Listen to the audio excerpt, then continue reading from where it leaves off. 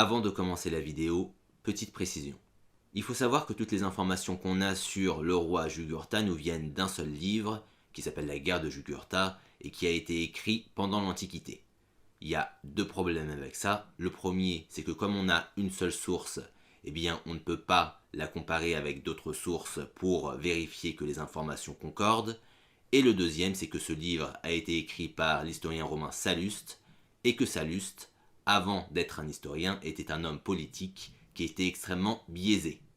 Et donc pour cette raison, même si dans les grandes lignes les informations qui nous sont données sont très certainement correctes, dans les détails, il peut très bien y avoir des inexactitudes, voire des manipulations. Et c'est très important de garder ça en tête.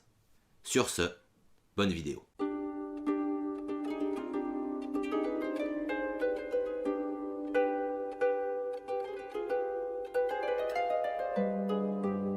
Bonjour, alors aujourd'hui on va parler de Jugurtha, un roi maghrébin qui a eu une vie pour le moins intéressante. Jugurtha était le fils que le prince numide Mastanabal avait eu avec l'une de ses concubines. Du fait du statut de sa mère, bien qu'il descendît de Massinissa, Jugurtha fut entièrement exclu du rang princier. De plus, son père mourut alors qu'il était encore jeune. Orphelin, il fut accueilli dans le palais de son oncle, le roi Mikipsa. Adolescent, Jugurtha se révéla être un jeune homme vigoureux, possédant toutes les vertus prisées par le peuple numide. Il était charismatique, bon chasseur et doué en équitation. Observant la popularité de Jugurtha auprès du peuple, le roi Mikipsa prit peur pour ses fils.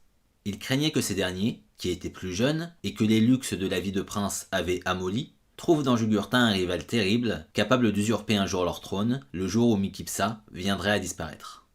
Pour se débarrasser de Jugurtha, Mikipsa décida de l'envoyer en Espagne, à la tête de quelques hommes, afin qu'ils y soutiennent les Romains dans leur lutte contre le peuple des Numans. Cependant, les choses ne se déroulèrent pas comme prévu. Non seulement Jugurtha ne se fit pas tuer, mais sa force et sa bravoure lui avaient valu de grands succès militaires, et sa popularité avait considérablement augmenté. De plus, il s'était fait de nombreux amis parmi les Romains, amis qui pourraient se révéler utiles s'il caressait l'ambition de devenir un jour roi. Son plan ayant échoué, Mikipsa décida de changer d'attitude. Et plutôt que d'essayer de se débarrasser de Jugurtha, il entreprit de l'adopter et de l'associer à sa succession, de façon à ce qu'à la mort du roi, la Numidie soit divisée entre Jugurtha et ses deux fils. Sur son lit de mort, Mikipsa loua les vertus de Jugurtha et lui recommanda de prendre soin de ses jeunes fils, comme le ferait un grand frère. À la mort du roi, les trois héritiers se réunirent et discutèrent de la marche à suivre quant à l'administration du pays et au découpage du territoire. Le plus jeune, Yemsal, qui avait toujours méprisé Jugurtha du fait de la basse extraction de sa mère, exprima, en dissimulant sa pensée par de l'ironie, l'idée selon laquelle la décision qui avait amené Jugurtha au pouvoir devait être annulée. Jugurtha ne le montra pas, mais cette remarque l'avait touché au plus profond de son être. En sortant de la réunion, il avait pris sa décision.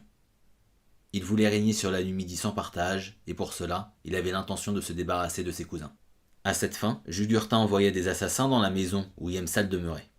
Ils massacrèrent ses gardes du corps et le décapitèrent, après quoi ils amenèrent sa tête à Jugurtha comme preuve que la besogne avait été effectuée. Après cela, il rassembla tout ce qu'il pouvait d'hommes afin de constituer une armée et entreprit de s'attaquer à Aderbal, le deuxième cohéritier. Jugurtha, grâce à son expérience du combat, parvint à vaincre Aderbal sur le champ de bataille, ce qui poussa ce dernier à s'enfuir pour Rome. Aderbal neutralisé, Jugurtha put faire main basse sur la totalité de la Numidie. Cependant, Aderbal se refusa à abandonner ses possessions. Arrivé à Rome, il fut entendu par le Sénat romain et leur dit en substance que s'il lui venait en aide, s'il l'aidait à reprendre possession de son royaume, la Numidie leur serait entièrement assujettie, qu'il aurait le titre de roi, mais que la véritable autorité appartiendrait à Rome. Jugurtha de son côté avait envoyé des ambassadeurs à Rome et les avait chargés de corrompre le plus de sénateurs possible afin que ces derniers délibèrent en sa faveur. Les sénateurs étaient ainsi partagés entre deux intérêts contradictoires. L'intérêt de la nation romaine était de prendre le parti d'Aderbal afin de faire de la Numidie un état fantoche. Mais l'intérêt personnel des sénateurs leur dictait plutôt de s'enrichir en prenant le parti de Jugurtha. Finalement, la majorité des sénateurs se laissa corrompre, et plutôt que d'intervenir militairement, le Sénat se proposa simplement de servir d'arbitre pour le partage du territoire entre Aderbal et Jugurtha. Les deux rois acceptèrent, et le partage fut effectué. Juste après cela, Jugurtha mit son armée sur le sentier de la guerre. Pour tester son cousin, il lança une attaque rapide et brutale sur le territoire de celui-ci, pillant et détruisant tout sur son passage, puis il se replia sur ses terres. Adherbal se plaignit de son comportement par une ambassade, mais comme il manquait de confiance en ses facultés de guerrier, il ne déclara pas la guerre à Jugurtha. C'était là une erreur fatale. Jugurtha décela la faiblesse chez son rival et envahit son territoire, le forçant à se replier dans la ville de Cirta, sa capitale. Jugurtha assiégea la cité, et Adherbal accepta de lui ouvrir les portes et de rendre les armes, sous réserve que sa vie soit épargnée. Jugurtha accueillit sa reddition, mais ne tint pas sa promesse. Adherbal fut torturé, puis mis à mort. De plus, tous ceux qui se trouvaient à Cirta, qu'il s'agisse de Numides ou d'étrangers, furent tués également, à l'exception des enfants. C'était là une erreur stratégique, car parmi les étrangers qui résidaient à Cirta, il y avait plusieurs citoyens romains. Malgré les efforts faits par Jugurtha pour corrompre les hauts placés de Rome, le Sénat ne pouvait pas laisser passer un tel affront et déclara la guerre à la Numidie. Jugurtha, ayant intérêt à éviter la guerre pour pouvoir consolider son pouvoir en Numidie, décida de se rendre sans combattre.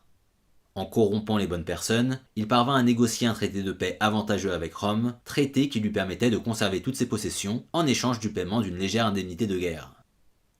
Jugurtha fut ainsi tiré d'affaire, mais malheureusement pour lui, les conditions de paix qu'il avait obtenues étaient tellement avantageuses que la corruption était flagrante, et une enquête fut ouverte à l'encontre des négociateurs du traité.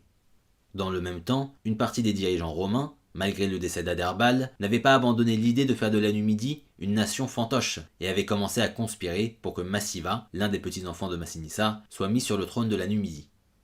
Jugurtha régla le problème en faisant assassiner ce cousin. Cependant, l'un des assassins fut capturé et les autorités romaines parvinrent à lui extirper des aveux par lesquels fut accusé Bomilcar, le bras droit de Jugurtha, qui avait été chargé par le roi de commanditer cet assassinat. Ce meurtre, combiné à l'évidence de la corruption des signataires du traité de paix, conduit Rome à récuser le traité et à déclarer de nouveau la guerre à la Numidie. Une armée fut envoyée combattre Jugurtha, mais elle fut inefficace. En quelques mois, le roi numide parvint à remporter une victoire décisive sur ses adversaires. Il parvint à attirer l'armée romaine dans le désert, puis à la couper de ses ravitaillements, ce qui contraint le général Aulus à rendre les armes. Jugurtha lui offrit d'épargner sa vie, et celle de ses hommes, à condition qu'il quitte la Numidie dans les 10 jours. Aulus accepta, et la Numidie fut libérée. Cependant, ce n'était que temporaire. Le Sénat romain refusa de ratifier le traité de paix, et la guerre reprit. Un nouveau général, du nom de Quintus Metellus, fut envoyé en Numidie pour combattre. Jugurtha tenta à maintes reprises d'obtenir la paix avec cet homme, mais les négociations échouaient systématiquement. Metellus était persuadé que le seul moyen d'en finir avec Jugurtha était de le capturer ou de le tuer, et il n'était prêt à accepter aucun compromis. Jugurtha décida alors d'utiliser contre les Romains la même stratégie que celle que les Romains utilisèrent une centaine d'années plus tôt dans leur guerre contre le général Hannibal, la stratégie de l'évitement. Il cessa alors de combattre lors de batailles rangées, et se contenta d'utiliser des tactiques de harcèlement et de gagner le plus de temps possible, comptant sur le fait que la guerre s'éternisant, l'opinion publique romaine détourne son attention du conflit, ce qui pousserait Rome à abandonner les opérations par souci d'économiser de l'argent et des vies humaines. Pendant plusieurs mois, Metellus dévasta la Numidie, capturant ville après ville et remportant quelques batailles contre Jugurtha. Mais jamais il ne parvint à le capturer. À chaque fois, le roi numide parvenait à s'échapper de justesse. Incapable de protéger son pays, son armée étant trop faible et trop peu nombreuse face aux légions romaines, Jugurtha fut contraint de s'exiler temporairement avec sa cour pour se rendre chez le père de son épouse. Ce dernier n'était autre que Bocchus, le roi des morts. Dans le conflit qui opposait la Numidie à Rome, le royaume des morts était jusqu'à présent resté neutre. Le roi Bocchus ne voulait pas s'attirer les foudres de Rome, avec laquelle il entretenait d'ailleurs des relations amicales, mais il ne voulait pas non plus s'attaquer à la Numidie, qui avait toujours été un royaume ami et qui était gouverné par son gendre.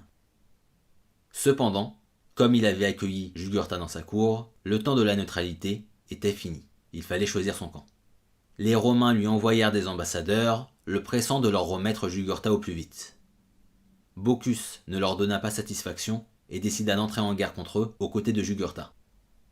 Les Numides et les Morts unirent ainsi leurs forces et passèrent près de vaincre les Romains sur le champ de bataille en encerclant leur armée. Cependant, alors que la victoire était à portée de main, ils commirent une erreur de stratégie fatale. Comme les Romains résistaient férocement et que la nuit commençait à tomber, Jugurtha et Bocchus se retirèrent dans leur camp avec leurs armées et laissèrent à leurs hommes une nuit de repos, considérant qu'ils auraient tout le temps d'achever les Romains le lendemain. Mais alors que la nuit était tombée, les Romains ne dormaient pas. Ils attaquèrent le camp des Numides et des Morts alors que ces derniers étaient en plein sommeil et leur infligèrent de lourdes pertes. Les deux rois parvinrent à s'échapper, Mais cette bataille leur avait coûté de nombreuses vies humaines et ils avaient laissé passer une occasion unique d'en finir avec l'envahisseur. Cet événement avait permis à Bocchus de mesurer la puissance des armées romaines et lui avait fait réaliser que s'il persistait dans cette guerre, il allait être entraîné, lui et son peuple, dans un véritable carnage. Alors que le souvenir de la bataille était encore frais dans la tête du roi des morts, de nouveaux ambassadeurs romains lui furent envoyés, le pressant à nouveau de leur remettre son gendre. Les ambassadeurs insistèrent sur le fait que Rome était aussi charitable avec ses amis qu'elle était terrible avec ses ennemis, que s'il se rangeait de son côté, il serait largement récompensé, mais que s'il persistait à la combattre, ses armées allaient être écrasées et il paierait très cher son manque de coopération. Les ambassadeurs ne mentaient pas. Depuis que les Carthaginois avaient été anéantis, la puissance des Romains avait considérablement augmenté et aucun peuple au monde n'était capable de leur tenir tête, mis à part les Perses qui vivaient loin à l'est. Jugurtha et Bocchus n'avaient pour l'instant fait que goûter à une fraction des effectifs romains. Les deux royaumes du Maghreb, même en unissant leurs forces, ne seraient pas de taille à vaincre Rome si cette dernière employait tous les moyens qu'elle avait à sa disposition. Bocchus était donc tiraillé entre deux allégeances. Soit il prenait le parti de Jugurtha, qui faisait partie de sa famille, et alors ils allaient être vaincus et leur peuple allait souffrir de l'oppression romaine, soit il prenait le parti des Romains et trahissait un membre de sa famille, mais au moins il mettrait fin à une guerre perdue d'avance et épargnerait à son peuple bien des atrocités. Pesant le pour et le contre, hésitant longtemps et changeant d'avis plusieurs fois, Bocchus finit par se résoudre à se ranger du côté de Rome. Il fit exécuter tous ceux qui avaient suivi Jugurtha dans sa cour afin que ces derniers ne cherchent pas à le protéger ou à venger leur roi. Puis, il fit enchaîner Jugurtha et l'emmena personnellement aux Romains. Ainsi prit fin la guerre. En récompense pour ses services, il fut donné à Bocchus le titre d'ami de Rome et on lui permit d'annexer une partie du territoire numide. Les Romains, quant à eux, intégrèrent une autre partie de la Numidie à leur territoire. Ce qui restait de la Numidie fut donné à un demi-frère de Jugurtha, un homme du nom de Gauda, qui s'était battu aux côtés des Romains lors de cette guerre et qui était acquis à la cause de la République romaine. Quant à Jugurtha, il fut jeté dans la prison de Tullianum, où il mourut de faim. Et voilà, c'est la fin de cette vidéo, j'espère que c'était intéressant. Si ça vous a plu, je vous invite à vous abonner, à cliquer sur la cloche pour avoir accès aux notifications. Et en attendant, je vous dis à la prochaine.